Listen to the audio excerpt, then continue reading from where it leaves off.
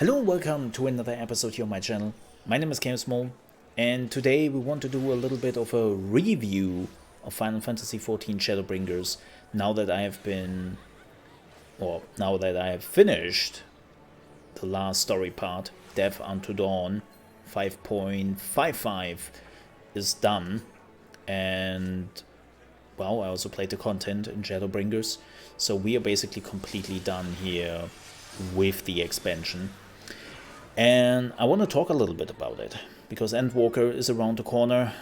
If you're watching this video, the maintenance is already on its way, and people are just waiting to jump into Endwalker, which of course we will also play. Made another video where I talk about the plans I have for Endwalker, and that we will actually do Endwalker spoiler free at the beginning. And if you're curious to check out how that works, don't forget to click the link in the video description, and then you can check that out. But let's talk about Shadowbringers, shall we? Man, where to begin?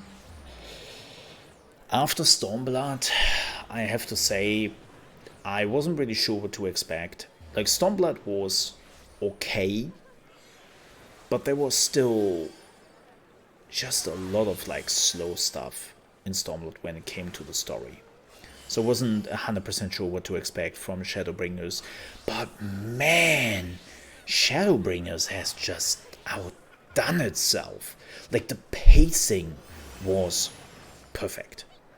In the other Final Fantasy expansions, they sometimes had moments where the game was slowing down, then they were showcasing some areas, they were introducing some new characters, and you were running around talking to people, asking them basically how their day was, and how they feel about the things happening around them, and they're not even like main characters, and it always felt a little bit, sometimes it slowed down, especially with Stormblood. Stormblood had that a lot, I felt. And with Shadowbringers, that never really happened. Yes, there was, I have to admit, there were like one or two things where I sometimes get the feeling, are you dragging this out right now? But they were far in between. Like, if you want to get an example of this, armoring, where you had to find the light warden in the mines, and you were running around and you were like building your mine cart and all that, and it felt a bit like, oof, you were dragging it out here. Like, come on. We could do this faster. And then also the end, after you defeated Voldry, the game is like sending you around again. Like, don't get me wrong, it was super interesting and it was very important for the story, but I didn't really expect that after Voldry the game would go like, oh, by the way, there's a completely different segment coming up in just a minute here. It's like, oh wait, what? Like, that was definitely not something I expected, but it was cool. And man, let's talk about Emmett Selk here for a minute. I think Emmett Selk is the best Final Fantasy villain and one of the best villains in any video game. Not saying he is the best, but he is pretty high up on that list. Like, Emmett Selk was an absolutely interesting villain because he had a lot of gray areas. Like, the more you were listening to Emmett Selk, the more you could see where he was coming from. How he was looking at the people which were not Asians, and how he behaved around them, right? Like, for him, he said it himself, like, if you were stomping on an ant, you were not really caring too much for it. It's like, well, that sucks for the ant, and you move on with your life. Where Emmett Selk basically sees us as that. We are just non-sentient existing beings for them. Like, if we're getting eradicated, whatever. And the more you listen to Emmett Selk, like, you were like, yeah, I guess, like, from his position, he has a point, But then you also realize very quickly, but he's still doing a genocide here, and we are sentient beings. Like, we have a society, we have people we love, like, we have family, and it's like, he's not really right on how he sees us. We might not be the Asians and the old ones, but like, we are still sentient beings. And to basically declare that those beings is to be eradicated is, of course, then the biggest issue. But I think he played his role so well of being not a likable villain. Like, a lot of TV shows are trying to do that as of late, to have like a villain where you are like, oh yeah, he's kind of cool, right. But Emmett Silk was more like the rational, you could understand him villain, and he was still a villain, right? But yeah, Emmett Silk was just great. Like, everything they did with him, the small things. The voice actor was fantastic, especially in English. I really enjoyed him. And yeah, like, the whole Emmett Silk story, that we finally found out where the Essien stands, where they came from, what happened, was pretty great. And, well, then the game did something I didn't expect. I have to admit, after we defeated Emmett Silk, my thinking was pretty much clear. Okay, now we are doing some in-between stuff, and then we are preparing for the next expansion, whatever it might be at that point, and this is where we will fight Elidibus, and then probably at the end of it, when we defeated Elidibus halfway through the new expansion, we will fight Zodiac. And the game is like, nope, here's Elidibus, have fun.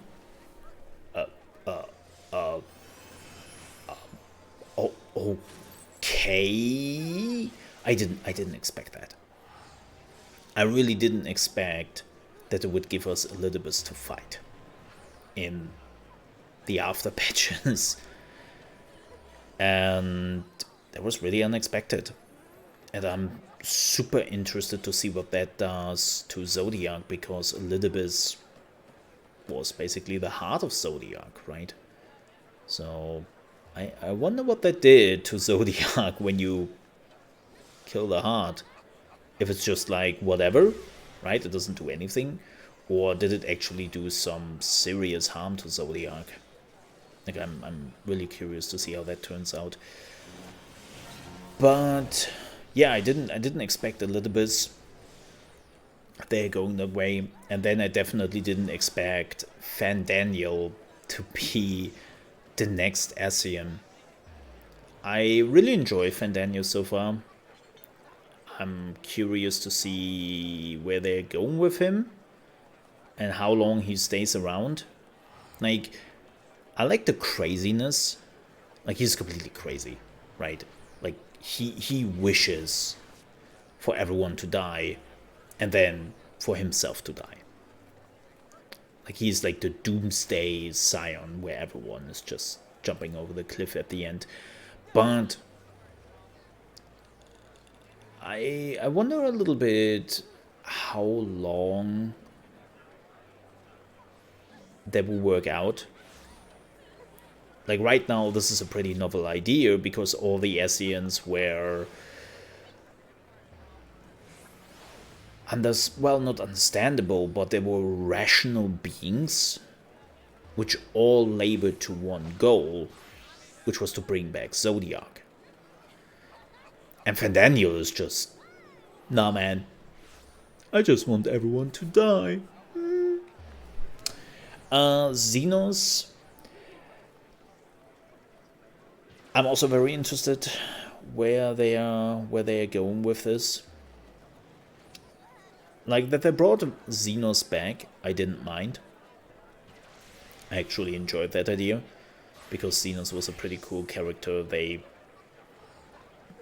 axed off too early, pun not intended. And they're bringing them back, or him back, is actually pretty cool, but I'm also kind of curious to see where they're going with him. Like, is this just Stormblood 2.0? Like, I'm really, really curious to see where they're going with Xenos. And it seems like there's more to him. Like, they showcased that a little bit by 5.5 and 5.55. That there might be more. And yeah, I'm really curious now to see where the story is going and what end will await us. But Final Fantasy XIV is not just a story game, even though for me it mostly is. There's also a game here. There's content here. And all in all, I think Shadowbringers has nailed it. Like, they didn't add too many new things to the game. Yes, they added the area for the crafters, right? Where you are fixing the city, and that's cool. That's definitely a really neat idea. I haven't done it myself because I'm not really the crafter, but I have seen videos and live streams of people are doing it, and I think it was a pretty neat idea with some really nice additions. But for the rest, dungeons, the 8-man raids, and then the bigger raids, it always like slips my mind. How many people are there in the big raids? 24? 21? I always mix it up. I play too many MMOs in my lifetime. It's horrible. Absolutely horrible. But I think this time I enjoyed all of them. 24 for the Alliance raids. Thank you, Chad. And 48 for Bozan. Yeah. But I think they nailed them all this time. I really enjoyed those raids. I enjoyed the Neo raid. Even as somebody who has, and please don't hurt me, who has never finished Neo. Again, please don't hurt me. I tried. Didn't work. I really, really enjoyed it. I think the fights were really cool. The music was fantastic. The same goes with the 8-man raids. I really loved the mech ones. Ah, that was so good. Like, not only that you had to fight the mechs, but you would also get a mech at some point. That was so cool. That was so cool, man. I really, really enjoyed that as a huge mech nerd. Ah, that was so great. I really love that.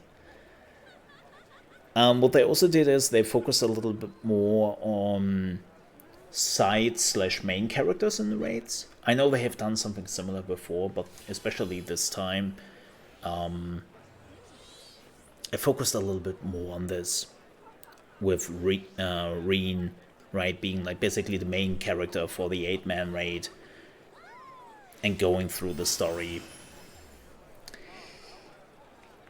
But this time they really nailed it. They really did well. And with that said, I'm also a little bit concerned. I'm concerned because Shadowbringers, if I have to give a number, if I have to put Shadowbringers on a scale of all the Final Fantasy XIV expansions, and you know how much I hate that, Shadowbringers for me was actually a 10 out of 10. Like, Stormblood was like a 7 out of 10. I think that Heavensward was an 8 out of 10. And The Realm Reborn was a 6 out of 10. Sorry. Different, you could say different game at that point. But Shadowbringers just nailed every aspect. The story, the gameplay, the additions and changes they did. Well, no, technically I have to give Shadowbringers a 9 out of 10, because freaking Square Enix has still not managed to fix like the house issue, which again I know they want it to be that way, that houses are something rare and not everyone has one. But I still hate that. I still absolutely hate that, and I hope with the island system they're bringing into Endwalker that changes a bit. Well, we will see about that. Especially because housing is such a big part of the game, and that some people cannot participate in the housing is so weird. So weird. But no, besides of that,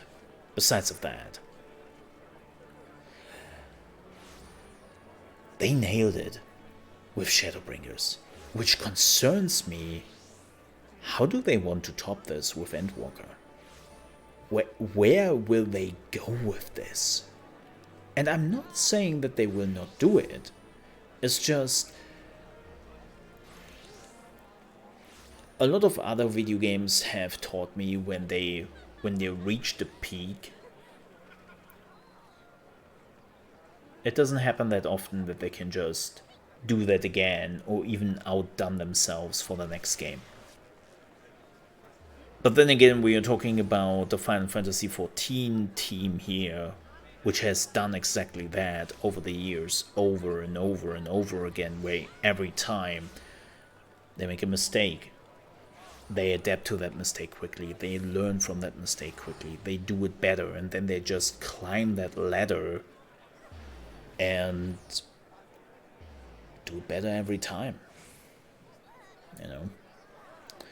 So for me, Shadowbringers was the best Final Fantasy XIV expansion.